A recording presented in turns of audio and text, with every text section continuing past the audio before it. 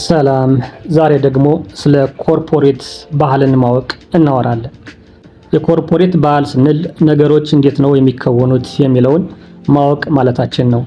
ሰራተኞች አብሮ ለመስራትና የሰራተኞች የእርስ በርስ ግንኙነት ለመቅረጽ የሚያስችሉ የጋራ እሴቶችን፣ እምነቶችን፣ ባህሪያትንና ደንቦችን ያመለክታል። ከዚህ ላይ ተነስተን የቁልፍ የሆኑ ነጥቦችን ለማንሳት እንሞክር። ለምሳሌ ኮርፖሬቶች እሴት ወይንም ባህል ስንል የኮርፖሬቶችን ባህል ማወቅ ስንል አንደኛው ምንድነው እሴቱን ማወቅ ማለታችን ነው። ስንሞክር ማዕከላዊ ጽንሰ ሐሳብ ሆኖ ባህሪንና ውሳኔን ለመግራት እንደ አመላካች ነጥብ ያገለግላል። ስለዚህ የዛ ኮርፖሬት እሴት ምንድነው የሚለውን መለየት ያስፈልጋል ማለት ነው። ማዕከላዊን ውሰድ። ከዚህ ላይ ታማኝነት፣ ፈጠራ፣ ለደንበኞች ቅድሚያ መስጠት ልንል እንችላለን። ለዛ ፋብሪካ ከነዚህ ውስጥ እሴቱ የትኛው ነው? ታማኝነትን፣ ፈጠራው ምንድነው? ለደንበኞች ቅድሚያ የሚሰጥበት ምክንያት ምንድነው የሚለውን ለይቶ ማወቅ ያስፈልጋል ማለት ነው። ሁለተኛው ደንብ ወይንም ኖርም ነው። ስለ ባህሪ ሆኖ ግን ያልተጻፈ ህግ እንደማለታችን ነው። ስለዚህ እዛ ላይ ያልተጻፉ ህግጋት ይኖራሉ፣ ነገር ግን በአብዛኛው ሰዎች የሚተገበሩ ይኖራሉ። ስለዚህ እነዚህ ኖርምስ ምንድናቸው ወይም እነዚህ ደንቦች ምንድናቸው የሚለውን ለይቶ ማወቅ ያስፈልጋል ማለት ነው። ለምሳሌ ያለባበስ ደንብ ሊሆን ይችላል፣ ወይም ደግሞ የስብሰባ ስነ ምግባር ሊሆን ይችላል። እነዚህ በወረቀት ላይ ላይጻፉ ይችላሉ፣ ነገር ግን በአብዛኛው ያ ኮርፖሬት ላይ የሚከወነው ምንድነው የሚለውን ለይቶ ማወቅ ያስፈልጋል ማለት ነው። ሌላኛው የአመራር ዘይቤ ወይም የመሪነት ዘይቤ ነው። መሪዎች ውሳኔዎችን የሚያስተላልፉት እንዴት ነው? ተግባቦታቸውስ ምን ይመስላል የሚለውን ለይቶ ማወቅ ያስፈልጋል። ከዚህ ላይ በሁለት መንገድ ለማየት እንሞክር። የአመራር ዘይቤ ስንል ሁለት አይነት መንገድ ሊሆን ይችላል ኮርፖሬሽን የሚከናወነው። አንዱ ኦፕን ዶር ፖሊሲ ሊሆን ይችላል። ሌላኛው ደግሞ ቶፕ ዳውን ኮንትሮል ወይም ከላይ ወደ ታች የሚኖር ቁጥጥር ሊሆን ይችላል። ስለዚህ ከዛ ኮርፖሬት ላይ የትኛው ነው የሚተገብረው የሚለውን ለይቶ ማወቅ ያስፈልጋል ማለት ነው። ኦፕን ዶር ፖሊሲ ስንል መሪዎችን በቀላሉ ማግኘት ይቻላል። ሰራተኞቹ ሀሳባቸውን፣ ፍርሃታቸውን፣ ስጋታቸው ወይ ሌሎች ማስተካከያ ሀሳባቸውን በነፃነት መስጠት ይችላሉ። ስለዚህ ኦፕን ዶር ፖሊሲ ከሆነ የሰራተኛ ተሳትፎ ስለሚኖር ያን የሚያከናውንበት ኮርፖሬት ካለ ሰራተኛው እንደ ልቡ መሳተፍ ይችላል ማለት ነው። ቶፕ ዳውን ኮንትሮል ወይም ከላይ ወደ ታች የሚወርድ ቁጥጥር ከሆነ ግን የዚህ ተቃራኒ የሚከወነው። ከላይ ይወሰናል፣ የታችኛው ሰራተኛ ይቀበላል፣ ይሰራል። ግብአት የሚሆኑ ሀሳቦችን መስጠት አይቻልም ማለት ነው። በቀጥታ ሄዶ ማግኘትም አይቻልም ማለት ነው። ሌላኛው የተግባቦቱ ፍሰት ይለያያል። የተግባቦት ፍሰቱ ይለያያል። ኮሚኒኬሽን ፍሎ የምንለው ማለት ነው። ክፍት የሆነ ቀጣይነት ያለው መደበኛ ያልሆነ መንገድን የሚጨምር ሁሉም ተሳትፎ የሚያደርግበት የተግባቦት መንገድ የሚኖር ከሆነ የኦፕን ዶር ፖሊሲ የአመራር ዘይቤ የሚከተል ነው ማለት ነው ያ ኮርፖሬት። ሌላኛው ቶፕ ዳውን ኮንትሮል ደግሞ ለማየት እንሞክር። አንድ መንገድ ብቻ በአብዛኛው ከላይ ወደ ታች የሚወርድ ሁልጊዜም መደበኛ የሆነ ወይም ፎርማል የሆነ ኮሚኒኬሽን የሚኖር ከሆነ ይሄ ምንድነው ማለት ቶፕ ዳውን ኮንትሮል ነው። ስለዚህ ከዛ ኮርፖሬት ላይ ያለው የትኛውን ነው የሚለውን መለየት ለተግባቦትም አመቺነት ይኖረዋል ማለት ነው። የሰራተኞች ተሳትፎ እንመልከት። ኦፕን ዶር ፖሊሲ ላይ ምን አለ ካለ ከፍተኛ የሆነ የሰራተኞች ተሳትፎ በሐሳብም በተግባርም ይታያል። የተለያዩ የማሻሻያ ሐሳቦች እንዲቀርቡ እድሎች ክፍት ናቸው። ነገር ግን ቶፕ ዳውን ኮንትሮል የሚሆን ከሆነ በጣም ዝቅተኛ የሆነ የሰራተኞች ተሳትፎ ይኖራል። በጣም ዝቅተኛ የሆነ የሰራተኞች ተሳትፎ ይኖራቸዋል። በአብዛኛው ሰራተኞች የሚፈጽሙት ተግባር በመሪዎች የተደረጉ ውሳኔዎችን ብቻ ነው ማለት ነው። ሌላ ከውሳኔ አንጻር ለመመልከት እንሞክር። ኦፕን ዶር ፖሊሲ ምንድነው የሚለው ካለ ውሳኔዎች ብዙውን ጊዜ አካታችና የብዙዎች ተሳትፎ የሚታይበት ይሆናል። ቶፕ ዳውን ኮንትሮል ከሆነ ማዕከላዊነትን መሰረት ያደረገ ከከፍተኛ አመራሮች ምክንያት ብቻ ውሳኔዎች የሚወሰኑ ይሆናል ማለት ነው። ጥቅሞችን እስቲ በሁለቱ መካከል ያለው ልዩነት ለማየት እንሞክር። ኦፕን ዶር ፖሊሲ ያለው ኮርፖሬት ከሆነ እምነትን ወይም መተማመንን በሰራተኞች መካከል በሰራተኞችና በአመራሩ መካከል ይገነባል ማለት ነው። የተለያዩ ነፃ የሆኑ ሀሳቦች ስለሚንሸራሸሩ ፈጠራን ሊያበረታታ ወይም ፈጠራ ሊያድግ ይችላል ማለት ነው። ፈጣን የሆነ ችግር ፈቺ ድርጊቶች፣ ሀሳቦች ይመነጫሉ፣ ይተገበራሉ።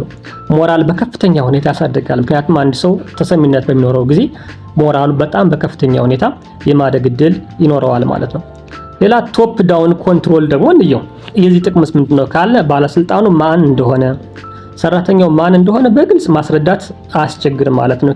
ክሊር አውቶሪቲ ይኖራል ማለት ነው። በፍጥነት ውሳኔዎችን መወሰን ይቻላል ከዚህ ምክንያቱም ቢሮክራሲ ጣጣ ብሎ ነገር አይኖርም። ከላይ ያለው ይወስናል፣ ወደታች ስለሚያስተላልፍ ውሳኔዎች በአጭር ጊዜ ውስጥ የመወሰን እድል ይኖራቸዋል ማለት ነው። መዋዠቅ የሚባል ነገር አይኖርም። ወጥነት ባለው መልኩ ህጎች ይቀጥላሉ ማለት ህጎችን ለማስፈጸም በጣም ቀላል ነው። አሉታዊ ጎኖችን ደግሞ ለማየት እንሞክር። ኦፕን ዶር ፖሊሲ ምን አይነት አሉታዊ ጎን አለው የሚለውን ለማየት ስንሞክር ብዙ ያልተገቡ ሐሳቦች ስለሚመጡ ውሳኔን ያዘጋያል። አንዳንድ ጊዜ ስልጣኑ የት ጋር እንዳለ ግራ ሊያጋባ ይችላል። አንዳንድ ጊዜ ስልጣኑ የት ጋር ነው ያለው የሚለውን ለመለየት በጣም ሊያስቸግር ይችላል። ምክንያቱም ሁሉም ሰው ተናጋሪ፣ ሁሉም ለውሳኔ ተሳትፎ የሚሰጥ የሚሆንበት ጊዜ የትኛውን አውቶሪቲ ያለው የሚለው ትንሽ ግራ ሊያጋባ ይችላል ማለት ነው። ቶፕ ዳውን ኮንትሮልን ለማየት እንሞክር። ሰራተኞች ራሳቸውን አቅም የለሽ አድርገው ሊቆጥሩ ይችላሉ። መነሳሳት ላይ ጉዳት ሊያመጣ ይችላል። መናገርን መፍራት ሊኖር ይችላል። ሞራል መውረድ ሊያጋጥም ይችላል። የመሪነት ዘዴዎችን የትኞቹ ካምፓኒዎች ላይ እንጠቀም የሚለውን ደግሞ ለይተን ለማየት እንሞክር። ኦፕን ዶር ፖሊሲ ፈጠራን የሚፈልጉ ካምፓኒዎች ላይ ብንተገብረው፣ ፈጣንና ተለዋዋጭ ከባቢዎች ባሉበት የሥራ ቦታዎች ብንተገብረው አዋጭ ነው። ሌላኛው ደግሞ ቶፕ ዳውን ኮንትሮልን ለማየት እንሞክር። እሱ ደግሞ ከፍተኛ ቁጥጥር የሚፈልጉ ኢንዱስትሪዎች ይኖራሉ። ከነሱ ላይ ብንተገብረው፣ ችግር ያለበት የሥራ ቦታ ከሆነ ብንተገብር፣ ወታደራዊ ተቋማት ላይ ብንተገብር፣ ትላልቅ ቢሮክራሲያዊ ተቋማት ላይ ብንተገብሩ። ስለዚህ እነዚህን የአመራር ዘይቤዎች ወይም መሪነት ዘይቤዎች ማወቅ አንዱ የኮርፖሬቱን የሥራ ባህል ማወቅ ነው ማለት ነው። ሌላ የሥራ አካባቢን እንመልከት። የሥራ አካባቢ አንዱ የኮርፖሬሽን ባህል መገለጫ ነው። አካላዊና ስሜታዊ ከሥራ ቦታ አካባቢ ጋራ ያለን ግንኙነት ለመግለጽ የምንድበት ሂደት ነው። ፊዚካል ኤንድ ኢሞሽናል ወርክ ፕሌስ አትሞስፌር ማለት ነው። ስለዚህ የሥራ አካባቢን ማወቅ ራሱ የኮርፖሬቱን ባህል እንደማወቅ ነው። ክፍትና መተባበር ያለበት የሥራ አካባቢ ኮላቦሬቲቭ ኦፕን ስፔስ ይኖራል። ጸጥ ያለና ግላዊ ቢሮዎች የሚወዙበት አለ። ኳይት ኢንዲቪጁዋል ኦፊሻልስ እነዚህም ይኖራሉ ማለት ነው። ኮላቦሬቲቭ ኦፕን ስፔስን ለማየት እንሞክር። ዓላማው ምንድነው? የዚህ ካለ የቡድን ስራ ለማሳደግ፣ ፈጠራን ለማጎልበት፣ ፈጣን የሆነ ተግባቦትን ለማሳደግ ያገለግላል ማለት ነው። ኳይት ኢንዲቪጁዋል ኦፊስስ ደግሞ እንመልከታቸው። የዚህ ዓላማ ምንድነው ካለ ትኩረት እንድታደርግ ነው የሚፈለገው። ጥልቀት እንዲኖርህ፣ ራስህን ችለህ የመስራት አቅም እንድታዳብር ይህኛው ኳይት ኢንዲቪጁዋል ኦፊስ የምንለው ዓላማው እነዚህን ይመስላሉ ማለት ነው። ከንግግር ደረጃ ወይም ኖይዝ ሌቭል ለማየት እንሞክር። ኮላቦሬቲቭ ኦፕን ስፔስ ንግግር ልውውጥ በጣም ከፍ ያለ ነው። እንቅስቃሴዎች ሞቅ ያለ ናቸው። በስተጀርባ ጫጫታው ሐሜቱ ላቅ ያለ ነው። ኳይት ኢንዲቪጁዋል ኦፊስ ከሆነ የንግግር ልውውጦቹ ዝቅ ያሉ ናቸው። ሁሉም ነገር በቁጥጥር ስር ያለ ነው። ረብሻዎች፣ ሐሜቶች ዝቅተኛ የሆኑበት ቦታ ነው ማለት ነው። ከግላዊነት አንጻር ለማየት እንሞክር ይሄንን የሥራ አካባቢ ማለት ነው። ኮላቦሬቲቭ ኦፕን ስፔስን ብናይ ሚስጥርህን ካልገደብክ አደጋ ውስጥ ትገባለህ። ግላዊ ውይይቶች ለማድረግ በጣም ከባድ ነው። ሌላ ሚስጥራዊ ውይይቶችን ማድረግ አይቻልም ከዚህ ቦታ ላይ ማለት ነው። ኳይት ኢንዲቪጁዋል ኦፊስን ብንመለከት ሚስጥራዊ ውይይት ማድረግ ይቻላል። ግላዊ ማንነትህ ይጠበቃል ማለት ነው። ከተግባቦት አንጻር እንየው። ኮላቦሬቲቭ ኦፕን ስፔስ ቀላል፣ ቀስ በቀስ የሚያድግ ተደጋጋሚ የሆነ የሐሳብ ልውውጥ ያለበት ነው። ኳይት ኢንዲቪጁዋል ኦፊስ ከሆነ ግን በእቅድ የሚመራ መደበኛ በሆነ መልኩ የሚደረግ ተግባቦት ያለበት ነው። እያንዳንዱ ካምፓኒ፣ ኮርፖሬሽን፣ ኢንዱስትሪ ወይንም በጣም ትናንሽ ቢሮዎች የራሳቸው የሆነ የሥራ ወይንም ተያያዥነት ያላቸው መገለጫ ባህል ይኖራቸዋል።